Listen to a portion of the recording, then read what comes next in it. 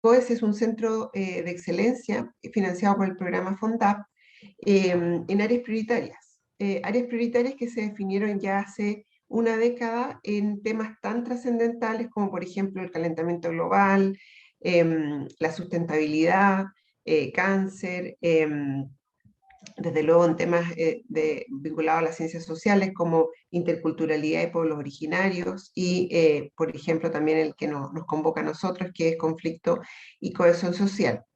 Y afortunadamente para las ciencias sociales, que es posiblemente el interés de quienes están acá, el programa también se abrió a financiar al menos 3 centros grandes, ¿verdad?, en nuestros temas, desde una perspectiva interdisciplinar. ¿Ya? El área prioritaria es más bien un tema importante que significa un desafío país, también global, por supuesto, donde confluyen interdisciplinarmente, ¿verdad? Distintas perspectivas que abordan el tema y que lo hacen de una forma colaborativa y con investigación que tiene un horizonte de mediano a largo plazo. ¿Ya? Entonces, no es un proyecto pequeño, sino que es un proyecto grande que necesita, por supuesto, una estructura bastante compleja y donde, por supuesto, quienes están desarrollando sus tesis doctorales son una pieza clave. En general, todas las personas que están en posiciones, ¿verdad?, de formación de carrera, desarrollo de carrera académica, forman una pieza clave, como lo vamos a ver hoy día. Pero para contarles entonces que este programa es un programa que en general financió sustantivamente, digamos, centros de las ciencias naturales, pero que se fue abriendo también a las ciencias sociales, cuestión histórica en el país. Esto lo remarco porque realmente hay un antes y un después en el apoyo al desarrollo de las ciencias sociales. Entonces, contarles que ahí para que vean que de verdad existimos, ¿verdad? Por ahí puede estar, capaz que esté Héctor, no sé, ya lo veo ya en la foto, ¿verdad? Ahí al fondo. Estamos acá en una foto que tomamos cuando podíamos hacer este tipo de reuniones en Lo Contador. Ojalá que la podamos retomar, ¿verdad? La presencialidad bien activa, en eso estamos. Y contarles que somos un grupo muy grande de investigadoras e investigadores eh, estamos en distintas, digamos, etapas de nuestra trayectoria académica. Hay un grupo de investigadores e investigadoras principales, ¿verdad? Después están investigadores e investigadoras asociados, adjuntos, y como les contaba, todo el grupo más joven, que es muy numeroso, de personas que están haciendo tanto postdocs como, por supuesto, tesis de doctorado y de magíster. ¿Ya? Y ahí hay uno de nuestros sellos principales. Nosotros solo brevemente contarles que somos un centro que efectivamente el, el foco estuvo puesto en el ciclo de movilización que se hace mucho más visible a partir del año 2011, ¿ya? Fundamentalmente con el tema de la educación. Sabemos que las movilizaciones empiezan antes, pero que ahí es donde se abre la convocatoria para la investigación en conflicto y cohesión. Entonces, tomamos el ciclo de movilización en torno a la educación, después movimientos feministas, movimientos en temas territoriales, y ahí ya sabemos que hay un ciclo mucho más activo que evidentemente estamos viviendo ahora con todo el proceso constituyente.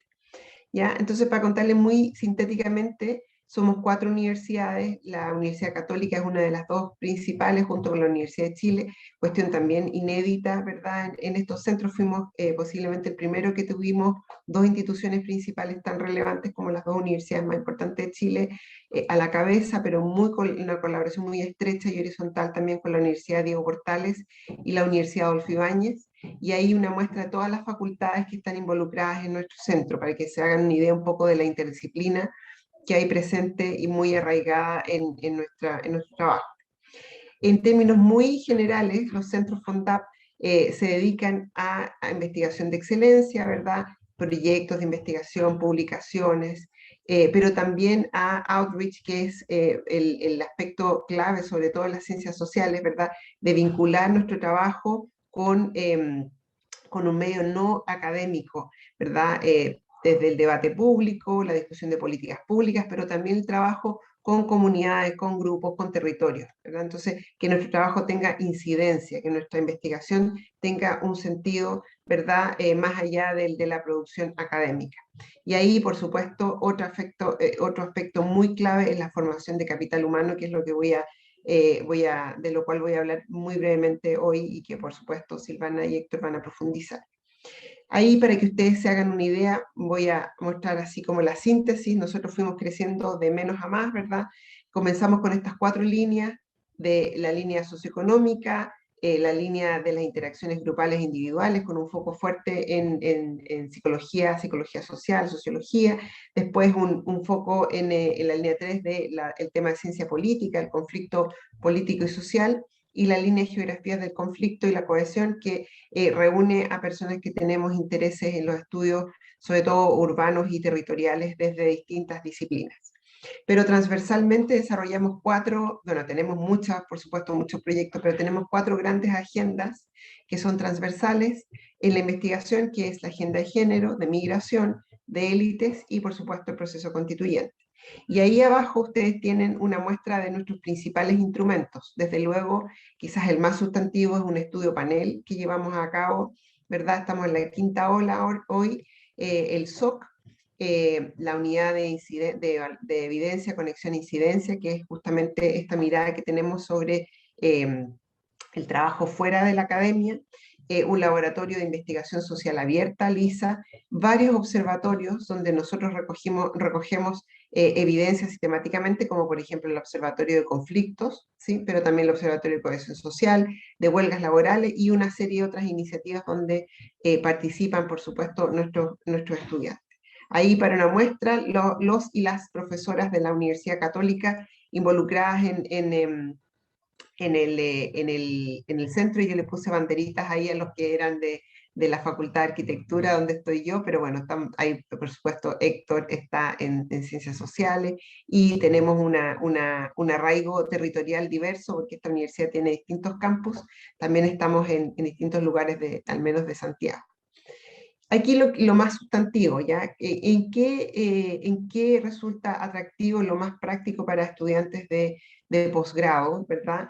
Un centro de estas características. Nosotros, como les decía, estamos llamadas a desarrollar capital humano, a apoyar el desarrollo de carreras académicas. Por lo tanto, tenemos el mandato de ofrecer becas de investigación, ¿verdad?, para estudiantes de doctorado y patrocinios de investigación. La beca, por supuesto, es una instancia bastante competitiva. Nosotros al día de hoy, en todos estos años que llevamos de centro, ¿verdad? Que estamos comenzando el octavo, el periodo, el centro ha adjudicado 32 becas, ¿ya? Y ha dado más de 50 patrocinios de investigación. Las becas, como les decía, son una beca similar a la de ANID, ¿verdad? Como mantenemos las mismas condiciones, igualmente competitivo, con los mismos requisitos. Y los patrocinios son, si bien no es una beca en el sentido de que nosotros entregamos recursos para cubrir manutención o financiar los estudios, sí entregamos apoyos para terreno, para viajes, para participación en conferencias y desde luego para participar en todas nuestras actividades de formación, todos los talleres, ¿verdad? En las conferencias y participar como asistentes de investigación en proyectos, etc. Entonces, es una instancia muy importante para nuestros estudiantes de posgrado y como ustedes ven, hemos sido capaces de reclutar a mucha gente. Nuestros estudiantes de doctorado y de magíster participan como asistentes de investigación en nuestros proyectos internos y en lo que yo les contaba, los instrumentos transversales, ya en el SOC, en el observatorio, etc. También pueden acceder de primera mano a los datos producidos por COES, ¿ya? Eso es sumamente importante. Hay datos que son un poco más restringidos, otros datos que son abiertos, pero cada persona que participa en COES puede utilizar nuestros datos de primera fuente, ¿ya? Pueden participar, obviamente, en las conferencias y nosotros además tenemos un concurso de pósters académicos que es muy importante para nosotros, se hace anualmente y tenemos un jurado que muchas veces es internacional, en donde los estudiantes de doctorado particularmente muestran su investigación, ¿verdad? Reciben retroalimentación in situ y después tenemos este concurso. Tenemos una política de apoyo al desarrollo de carrera, como les decía, con un montón de talleres que les voy a mostrar algunas fotos nomás, pero sobre todo un programa de trabajo con investigadores jóvenes que hemos estado perfeccionando en los últimos años, ¿verdad? En donde estamos justamente atendiendo a los desafíos de publicación, de investigación, de postulación a fondos, ¿verdad? Todos los desafíos que implica la carrera académica. Y por supuesto tenemos una política de género en donde tratamos de incentivar especialmente las carreras académicas entre investigadoras jóvenes, que sabemos que enfrentan, sobre todo con la pandemia, han enfrentado desafíos bastante contundentes, bastante difíciles. Entonces, también tenemos ese sello. Ahí solo algunas iniciativas, ¿verdad? Está para mujeres, talleres de desarrollo de notas de política pública, y ahí está el programa de apoyo al desarrollo profesional, donde de hecho han participado desde la ABRI en la universidad para apoyar el desarrollo de investigadoras e investigadores jóvenes. Y por supuesto ahí el repositorio donde pueden participar activamente en sus tesis doctorales usando nuestros datos que han sido construidos por un grupo de investigadores e investigadores más senior, digamos, de excelencia. Entonces son datos tremendamente que gozan de mucha legitimidad en la academia, así es que es una instancia importante para cada persona que está trabajando con nosotros. Eso por mi parte. Muchas gracias. Voy a dejar de compartir.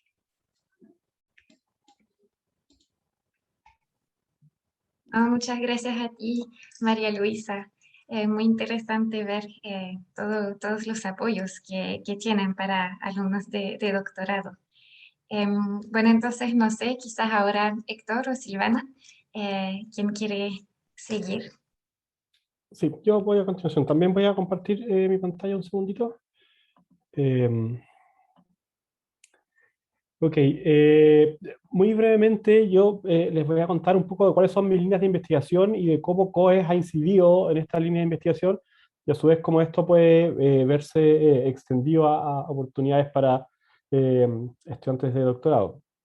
Por eso titulé mi presentación Estudiando las jerarquías sociales, que es como mi gran tema de investigación, y organizo mi investigación en 3 líneas. La primera la llamamos acá como cómo funcionan y cuáles son las consecuencias de las jerarquías sociales. En este caso, ¿cierto? Los ámbitos de aplicación de esta investigación son distintas jerarquías grupales de género, migrantes, indígenas, identidades políticas y clases sociales.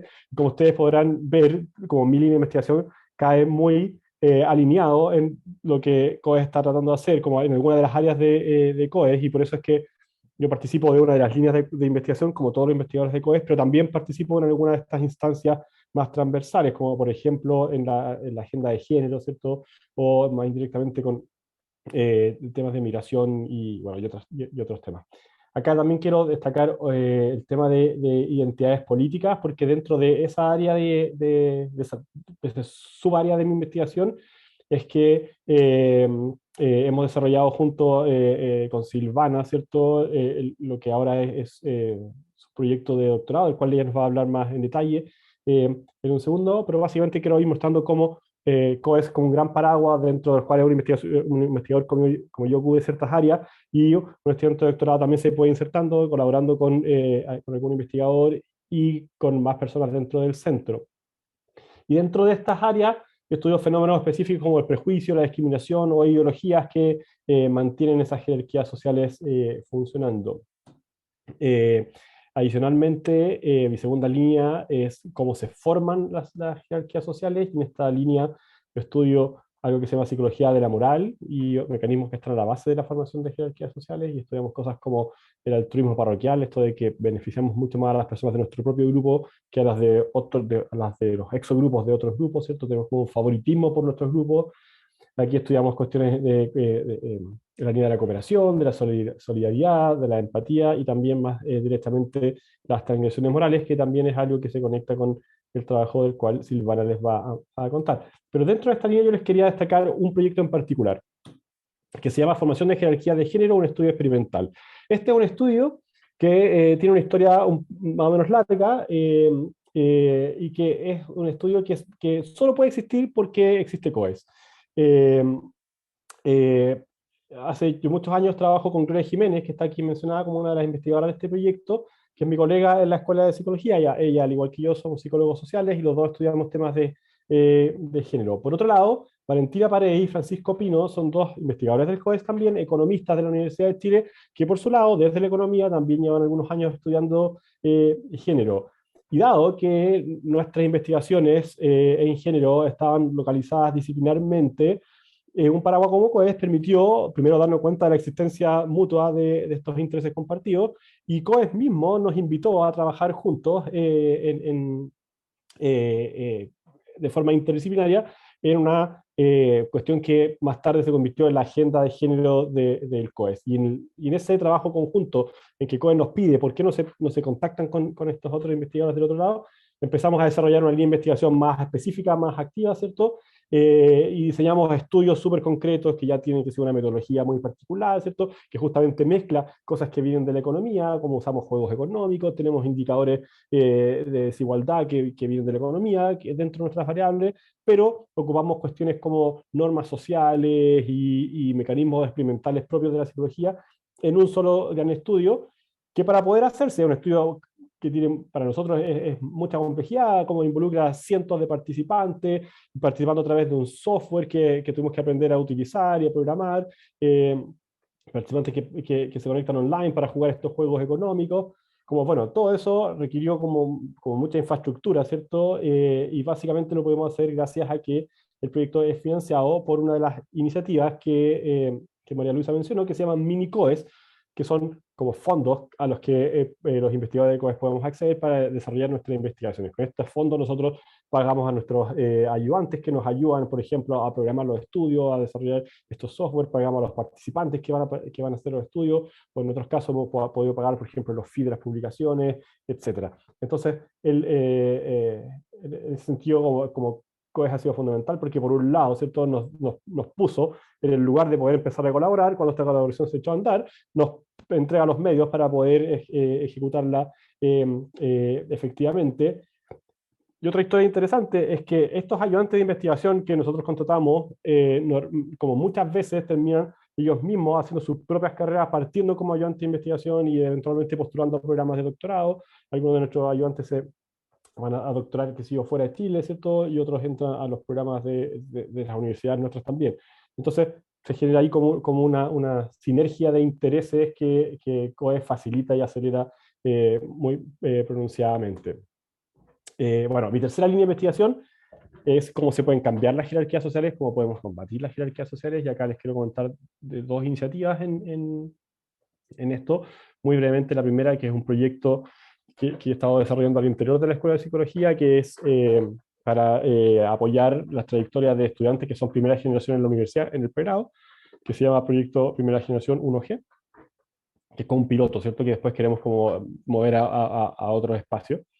Y el segundo, un fondo del cual yo soy co-investigador, que busca generar una intervención en contextos en barrios multiculturales que están caracterizados por la alta presencia de población migrante en 3 municipalidades en Santiago. De nuevo, estamos ocupando metodologías experimentales, ¿cierto?, para generar estas intervenciones y testearlas adecuadamente, también en equipo interdisciplinario, que es otro proyecto que también está muy alineado con los objetivos de COES, porque además de tener esto de generación de conocimiento científico y que esperamos publicar, etcétera, también busca encontrar formas específicas de poder intervenir en nuestro contexto inmediato, cosa que eventualmente después podría informar políticas públicas para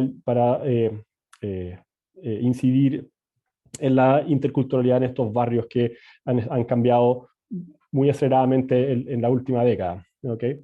Este es un proyecto en que también colaboro con otros investigadores del COES que son parte del FONSI también. Y esto, bueno, obviamente que todas estas cosas solo pueden funcionar en la medida en que contamos con un equipo muy extenso de gente, ¿cierto? Es como, esta es una foto como de mis ayudantes de investigación, ¿cierto? Es como la mayoría de estos ayudantes son estudiantes operados, voluntarios, pero aquellos que son un poco más seniors, ¿cierto?, que tienen más trayectoria, son ayudantes que finalmente son financiados gracias a los proyectos mini-COES, gracias a las posibilidades que entrega el centro y que nos permiten colaborar con estudiantes, también con otros investigadores del centro, y también mantener como una colaboración activa con nuestras redes internacionales, porque en cada uno de estos proyectos también tenemos nuestros colaboradores internacionales, ¿cierto?, que juegan un papel crucial en desarrollar las ideas con nosotros y finalmente como tratar de sacar el máximo provecho de ella. Entonces yo básicamente quería como eso, como apuntar con un panorama general y mostrar un ejemplo de líneas de investigación que partiéndose como en la disciplina se han convertido en interdisciplinarias gracias a la plataforma del COES y cómo la plataforma del COES finalmente se constituye en este espacio en que distintas personas en distintas etapas de la carrera, ¿cierto? En esta foto, por ejemplo, hay estudiantes que están en primer año de psicología, ¿cierto? Entonces, desde estudiantes de pregrado, como pasando por todos los grados académicos hasta los investigadores más seniors que tiene el COE y nuestras redes internacionales, nos han permitido avanzar nuestra agenda de investigación y lograr como llegar más lejos de lo que podríamos si es que fuésemos investigadores trabajando independientemente, solo sentados desde nuestras respectivas escuelas o unidades académicas. Así que eso, bueno, les quería contar también, ¿cierto? Que Silvana es mi estudiante de doctorado, trabajamos juntos ya como hace un par de años y por eso es que le pedimos a ella que nos contara para que contara también como la perspectiva desde el lugar de una estudiante de doctorado que, en este mismo contexto y en este mismo marco que María Luisa y yo les estamos presentando. Así que eso. Muchas gracias, profesor, por este panorama. Bueno, entonces, Silvana, quizás ahora te dejo la palabra para que puedas contar tu propia experiencia, justamente. Vale, muchas gracias. Buenos días. Quiero partir agradeciendo la invitación a la Escuela de Graduados y, por supuesto, agradecer a COES. Como les voy a contar ahora, parte de lo que estoy haciendo en mi investigación de doctorado está financiado por COES en nuestro proyecto que estamos con Héctor. Y que contarles en el fondo que también esto ha sido esencial, especialmente durante este año. Bueno, yo estoy financiada por ANID, y nosotros como becarios ANID tenemos que postular a los gastos operacionales para poder hacer nuestra investigación. Sin embargo, esto ha estado como el tema de la pandemia, todo ha estado un poco complejo, los tiempos se han demorado mucho en entregar el financiamiento, entonces COES ha sido fundamental porque en el fondo ellos me han dado como una base de apoyo con la que yo puedo contar y sé que voy a contar para poder realizar parte de esta investigación, así que agradecer eso para mí ha sido de verdad súper importante. Y ahora les voy a contar un poco entonces de qué se trata mi proyecto de tesis doctoral de manera más macro, pero también esta como subinvestigación, digamos, que estamos haciendo con Héctor, que tiene que ver con la agenda de género de COES. Entonces, mi investigación macro, mi tesis doctoral, se llama Juicios de los partisanos de las transgresiones cometidas por candidatos de sus propios partidos, y es una aproximación intergrupal al razonamiento moral en contextos políticos. Y esta subinvestigación que estoy haciendo en relación a la agenda de género de COES se llama Razonamiento Moral Partidista y el efecto del género de la gente en la evaluación de transgresiones morales en contextos políticos. Aquí un pequeño resumen un poco de cómo nace esto, y básicamente tiene que ver con que hemos sido testigos en los últimos años y particularmente, no solamente en otros países, sino también cosas que están ocurriendo dentro de nuestro país, de cómo se van levantando ciertos líderes que podríamos considerar que son peligrosos para la democracia, incluso para las sociedades, incluso para los propios ciudadanos a veces, ¿ya? Entonces, mi interés tenía que ver acá con por qué pareciera que las personas tienden a evaluar de manera más positiva o con menos castigo a los candidatos que cometen transgresiones morales cuando son de su propio partido. Básicamente cuando es un miembro de su propio grupo, un miembro de mi partido. Entonces, parte por ahí esta ganas de indagar qué está pasando en la mente de los votantes, en la mente de los electores o de los ciudadanos que hacen juicios respecto a estas transgresiones. Y también, por otro lado, ver si existen formas concretas en que podamos como eliminar un poco este favoritismo que yo lo grafico acá como si fueran lentes, ¿verdad? Como lentes manchados por el partidismo, ya sea de izquierda a derecha, da lo mismo. Acá esto corre para todos, no es solamente para algunos partidos políticos, es para todos por igual. Todos tenemos este sesgo, ¿verdad? Especialmente las personas que nos podemos identificar más con ciertos partidos. Entonces, parte es entender qué está pasando en estos mecanismos a nivel más psicológico, pero también ver si existen formas concretas en que podamos eliminar un poco estas manchas partidistas y hacer que las personas vean las transgresiones morales de una forma un poquito más imparcial. Entonces, Cuando empecé a investigar en este tema me di cuenta de que había como dos líneas de evidencia que se encontraban un poco, porque por un lado tenemos evidencia que nos dice que las personas, los ciudadanos, cuando somos testigos de escándalos o de violaciones morales de parte de políticos e incluso de políticos de nuestro partido, tendemos a perder confianza en las instituciones, confianza en los partidos o confianza en los políticos. Podemos tender a desentendernos de estos políticos que actúan de manera incorrecta. Por ejemplo, en el caso de, se ha estudiado cuando ocurren ataques verbales o incluso físicos de un candidato hacia otro candidato opositor. Entonces, ¿cómo repercute eso en la percepción que tienen las personas de esos candidatos? Y pareciera ser que en algunos casos repercute de manera bastante negativa, pero hay toda otra línea de investigación que dice lo contrario, que en el fondo las personas no tienden a evaluar negativamente a sus candidatos cuando actúan de manera incorrecta o cuando transgreden ciertas normas. Entonces, al encontrarme con esta evidencia encontrada, mi pregunta y mi forma de reflexionar sobre esto fue, tal vez acá hay varios mecanismos que están ocurriendo simultáneamente. O sea, no hay una sola forma de razonamiento moral que está aquí, sino que pueden haber más de una forma de razonamiento moral que están en conflicto. Entonces, mi primera pregunta tiene que ver con esto. ¿Cuáles son los mecanismos psicológicos que usamos para evaluar las transgresiones morales cometidas por candidatos de nuestro partido, de nuestra preferencia? Y si existen mecanismos aquí que están en conflicto, tal vez tenemos algo así como un ángel bueno y un ángel malo que están en conflicto cuando vemos somos testigos de estas acciones inmorales, y tal vez hay alguna razón que pueda explicar por qué uno se sobrepone al otro. Tal vez las personas que nos identificamos demasiado con nuestros candidatos políticos, podría ser que este ángel malo, digamos, como que gana y no nos deja ver esto como de manera más imparcial, como decía. Por otro lado, mi interés tiene que ver con qué circunstancias podrían hacer que las personas estén menos dispuestas a apoyar a estos candidatos inmorales. ¿Ya?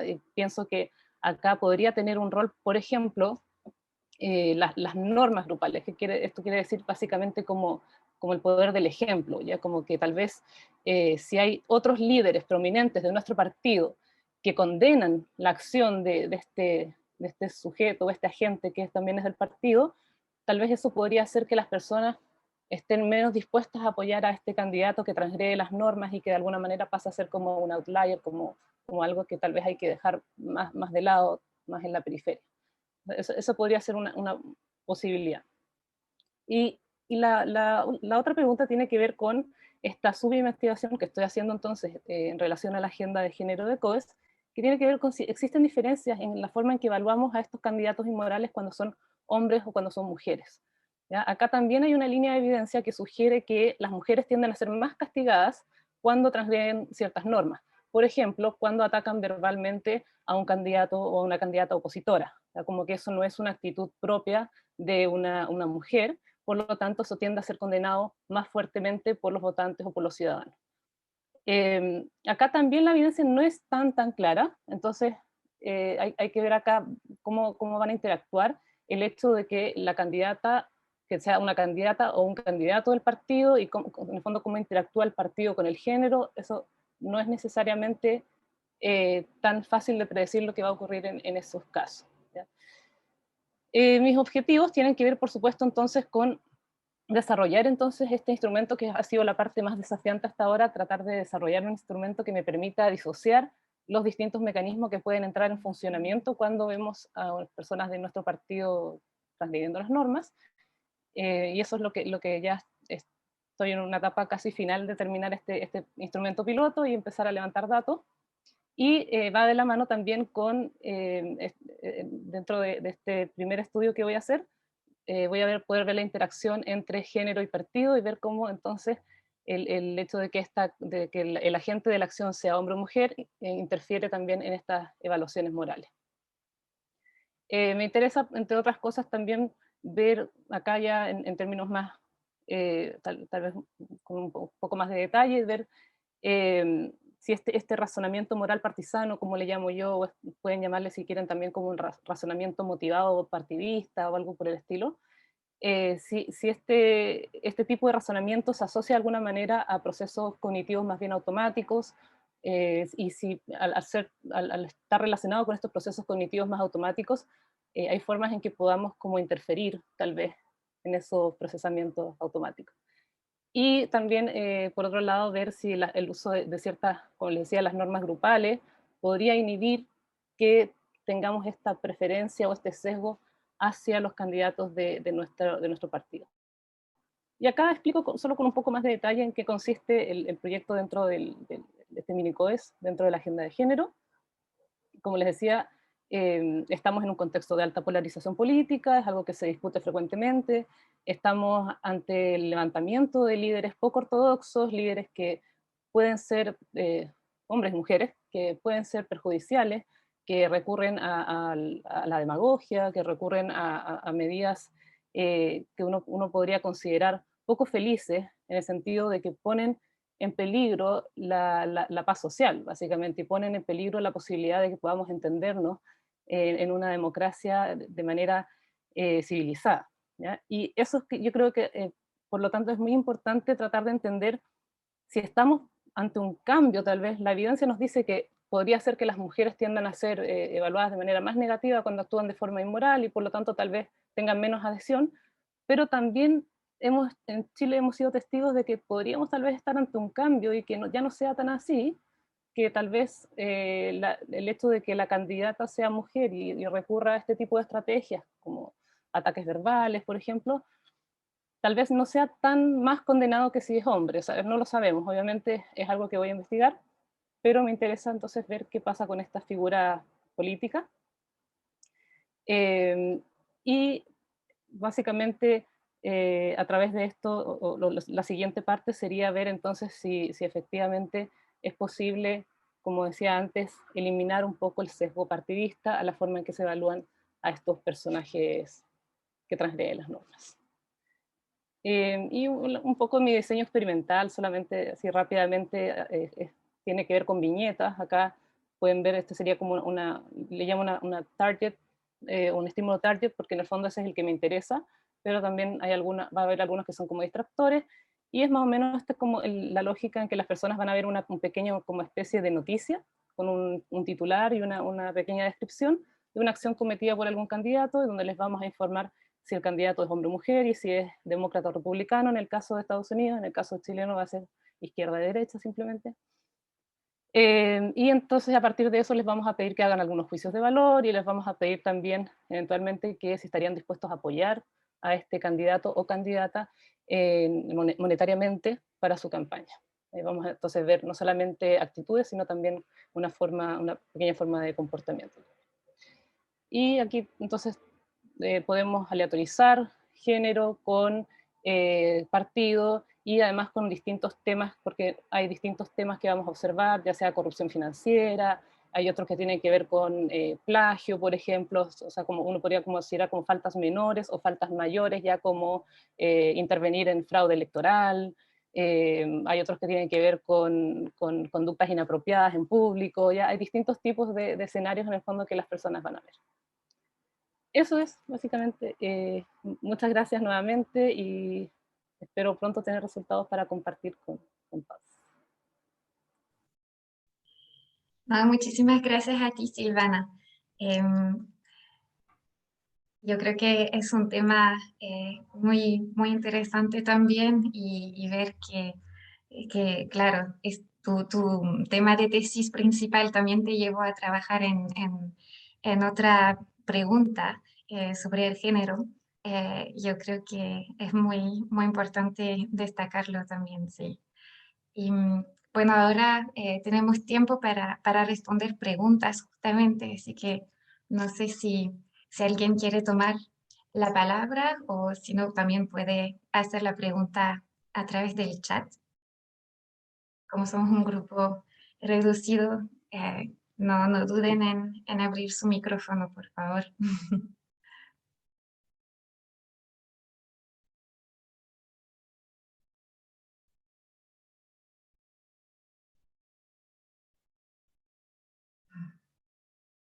Un mensaje de María Inés. Em, bueno, si no, yo tengo un par de preguntas. Acá sí, tenemos una en el chat. ¿Las colaboraciones con COES cómo becas o patrocinios son compatibles con otras becas? Ahí quizás María Luisa, si quieres responder. Sí, las becas son, como decía, son digamos, un instrumento similar a las becas ANID, por lo tanto son incompatibles. Es una beca o la otra, ¿ya? Sin embargo, los patrocinios sí son compatibles, ¿ya? O sea, alguien puede, como en el caso de Silvana, puede tener la beca ANID y recibir todos estos otros apoyos de parte de nosotros. O sea, ahí no hay ninguna restricción. Solamente el punto que es evidente, ¿no es cierto? Nosotros tenemos recursos públicos y tenemos que asignarlos en el mismo sentido que lo hace la ANID, entonces ahí habría esa incompatibilidad, ¿ya? Ahora, otras becas hay que ver cuáles, ¿ya? Pero en general tratamos de funcionar con los mismos criterios de ANID y de priorizar personas que evidentemente están con más dificultades para obtener estos recursos, donde obviamente su trayectoria, el desarrollo de su investigación doctoral pueda estar en juego, en el fondo por no tener recursos, y que ocurra, digamos que se conduzca a través de un concurso competitivo, ¿ya? Eso, pero el patrocinio es compatible y en el patrocinio, como ustedes vieron, tiene que haber una carta de recomendación de alguien, de algún investigador o investigadora del COES, que señala efectivamente que va a haber una colaboración estrecha con la o el estudiante, ¿ya? Pero ahí no hay restricción. Muchas gracias por la información. Yo quería preguntarle a Silvana, ¿cómo ha sido tu experiencia en el COES con los otros investigadores? ¿Qué te ha aportado trabajar ahí para desarrollar tu tesis?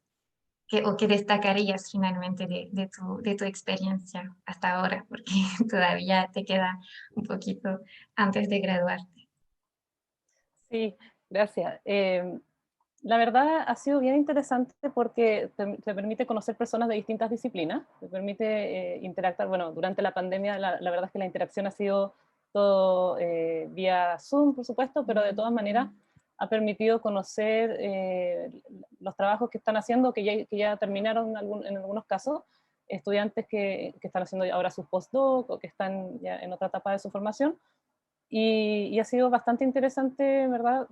Porque de repente son personas que uno conoce o de las que tiene referencias, pero nunca ha sabido lo que están haciendo realmente. Entonces el COES entrega estos espacios donde se pueden presentar estos trabajos y eso ha sido súper valioso, además que también está esta modalidad en que hay una persona que funciona como una especie de árbitro, no sé si árbitro, pero alguien que luego les comenta y les da retroalimentación sobre sus trabajos de manera súper como profunda. Con mucho detalle y sin tapujos, así como bien directo, que a veces no hace falta eso porque en algunos espacios no se da mucho el tiempo o la posibilidad de decir, mira, tu trabajo está súper bien, pero sabes que tengo dudas con respecto a esto, podrías mejorar este aspecto, piensan hacer esto. Y creo que ese espacio como de formación es súper bueno para las personas que presentan ahí, pero también para los que estamos formándonos y podemos ver estas interacciones y decir como, voy a tener eso en consideración en el futuro. Así que en ese sentido ha sido súper valioso. COES está constantemente con actividades, todas las semanas llegan correos diciéndonos cuáles son las actividades de la semana, así que siempre hay algo que hacer. Bueno, los talleres también, tienen unos talleres buenísimos, ahora tuvieron, creo que fueron como las vacaciones de invierno para nosotros en el fondo, unos talleres muy buenos, también muy interesantes sobre investigación, sobre metodología, así que nada, o sea, hay de sobra material e instancias para aprender y para formarse, así que muy bien por ahí. Muchas gracias. Bueno, tenemos una pregunta también ahora de Kerry en el chat. ¿Las becas COES son para algunos programas doctorales específicos? ¿El programa de doctorado en economía es admisible? Ahí, María Luisa, yo creo también es una pregunta para ti. Sí, mira, no hay programas específicos, ¿ya? Ahora, lo que sí nosotros tenemos que tener en cuenta es, evidentemente, priorizar por los programas que están asociados a las universidades que están involucradas en el centro, ¿ya? Me imagino que este doctorado en economía puede ser, no sé, supongo que es de la UC.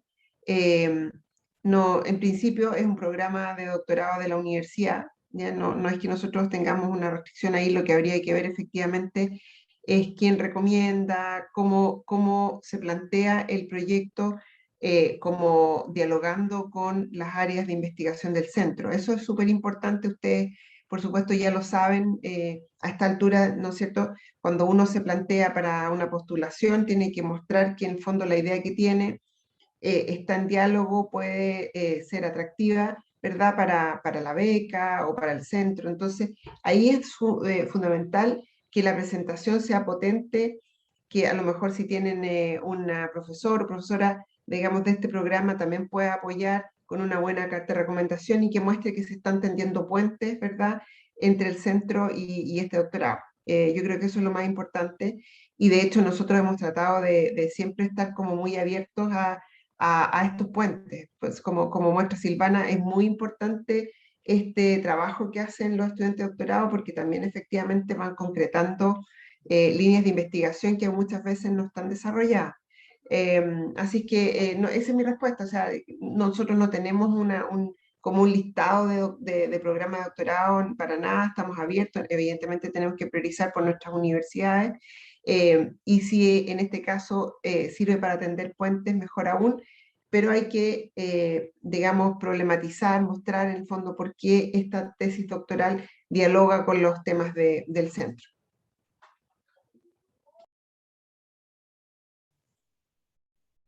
Perfecto. ¿Alguien tiene otra pregunta?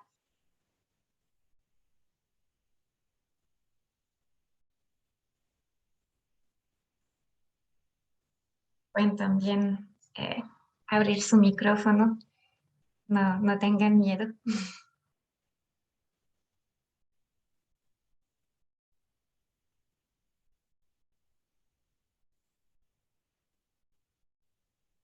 Bueno, no sé, quizás Héctor, ¿quieres agregar algo, no sé, sobre tu experiencia justamente de trabajar con Silvana y con otros alumnos de doctorado o hablarnos también un poquito más de tus proyectos, porque son muy interesantes también. Mencionaste uno sobre los alumnos en la universidad, primera generación, yo creo. Entonces, no sé si quieres contarnos un poquito de esto.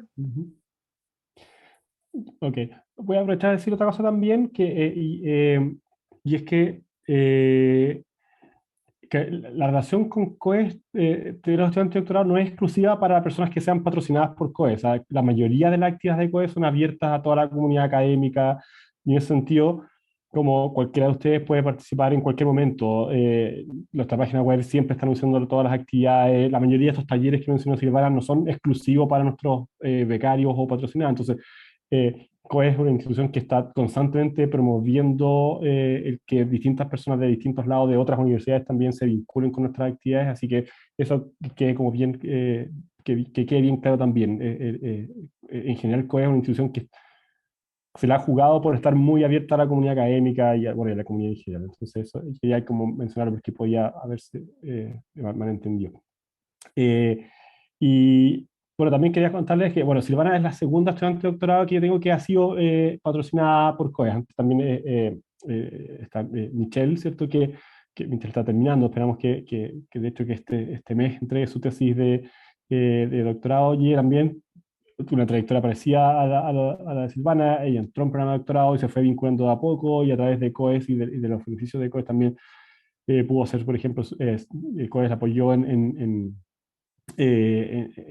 cuando estuvo presentando su trabajo en que sido conferencias internacionales, como bueno, previo a la pandemia todo eso era un poco más fácil, pero eh, la trayectoria de Silvana no es como una trayectoria inusual, es más bien como lo que tradicionalmente pasa, es como que personas entran, se van vinculando a poquito y se van abriendo otras oportunidades que van creciendo. Y las distintas etapas del desarrollo, cuando yo llegué a COES, cuando yo entré a COES y llegué por un concurso, yo era postdoctorante, y entré a un concurso para contratación de profesores jóvenes. Y ese fue como entré a COES y ya llevo, bueno, estoy casi al principio en COES bueno, también participé de la postulación de esto, pero bueno, eso fue antes. Eh, y se han ido abiertos y en el fondo mi carrera académica solo la puedo explicar por mi participación en COES, el tipo de decisiones que puede tomar. Por ejemplo, yo desde muy temprano me involucré en uno de los instrumentos de COES que mencionó María Luisa, el estudio longitudinal, que para una persona que está empezando su carrera, que está recién abriendo, es como una pésima idea en general, porque es como una apuesta a largo plazo, que requiere como mucho trabajo para ver los frutos, pero para mí fue una oportunidad que se dio solo porque detrás de esa iniciativa estaba COES, que era una institución mucho más grande, con investigaciones mucho más senior, que podía como asumir los costos de invertir en algo a tan largo plazo, que normalmente está fuera de las posibilidades de un profesor que está iniciando su carrera. Entonces, eso como de cómo COES impacta trayectorias, yo creo que es algo que es lo que más rescataría. Y muy brevemente, para responder tu pregunta sobre esta iniciativa, es una iniciativa que inicié hace algunos años con estudiantes de la Escuela de Psicología, que son ellos y ellas mismas estudiantes de primera generación en la universidad, y que nos encontramos en la situación que universidades altamente selectivas, como es la nuestra, ¿cierto? Eh, Tienen una composición del estudiantado que es muy distinta a cómo es la composición de la sociedad en general. A pesar de que tenemos estudiantes que tienen de todos los orígenes, la proporción en que ellos están presentes es muy distinta. O sea, y en ese caso, en una escuela como la Escuela de Psicología, más del 80% de los estudiantes vienen de familias que tienen profesionales en su familia. Entonces, los estudiantes que son primera generación son como en torno al 20% o menos. Y esa experiencia marca un poco la trayectoria dentro de la universidad. Muchas veces vienen de colegios que les entregan una formación menos completa que la que reciben otros estudiantes que vienen tal vez de colegios particulares pagados, por ejemplo. Y una vez dentro de la universidad pasan cosas como que la cultura dentro como de la universidad no siempre se hace cargo de la diversidad de las experiencias de vida que pueden tener nuestros distintos estudiantes, particularmente estos estudiantes, y tienen dificultades específicas, por ejemplo, en momentos como cuando transitan al mercado laboral, cuando están por titularse, porque no tienen las redes de contacto ni las habilidades blandas que la mayoría de nuestros estudiantes tienen, no porque la universidad se las enseñe, sino porque vienen como de su background familiar o de los colegios de donde vienen, tienen como un capital cultural, un capital social, que ponen a disposición del desarrollo de sus carreras profesionales y que los estudiantes que son de primera generación normalmente no tienen. Entonces la idea era cómo generamos instancias en que podamos apoyar y apoyarnos mutuamente con personas que han sido primera generación entre estudiantes. Entonces generamos un sistema de mentoría de profesores a estos estudiantes de primera generación cuando están entrando. Ahora vamos a implementar un sistema de mentorías de exalumnos que fueron primera generación para que acompañen a los estudiantes que están por egresar en su transición al mercado laboral, que los aconsejen respecto a qué tipo de trabajo postular, qué hablar en una entrevista de trabajo, como en fin, o simplemente que les abran una red de contacto que muchas veces no tienen afuera. Otra cosa que hicimos es que grabamos testimonios de profesores que son primera generación o que fueron primera generación en su momento, ¿cierto? Bueno, como es mi caso personal también, y los posteamos en la página web del programa que está dentro de la Escuela de Psicología para que los estudiantes puedan ver que dentro de los profesores hay personas que eran como ellos 20, 30 años atrás y que pasaron por todo esto y hoy día son profesores o autoridades de la universidad. Entonces, la idea es como visibilizar y acompañar. Cosa que dicho sea de paso también está muy alineado con cosas que hace COES, es parte de lo como de los que interesa COES. En este caso, mirándonos hacia adentro de la universidad. La mayoría de las veces estamos mirando hacia afuera de la sociedad, pero también pensamos que dentro, en nuestra casa también hay cosas que tenemos que hacer. Bueno, ahora con María Luisa estamos en una comisión que busca hacer algo parecido a nivel de toda la universidad respecto a alumnos que tienen un background cultural distinto, personas que vengan de pueblos indígenas o con un background migratorio también. Bueno. Muchas gracias, Héctor. Sí, no, es importante ver finalmente el impacto también concreto que que pueden tener los proyectos que están desarrollando. No, yo creo que es muy bueno. No conocía esta instancia y es en la misma UC y yo creo que no, es una muy buena iniciativa. Muchas gracias. Quizás alguien tiene otra pregunta. Una última pregunta antes de antes de cerrar.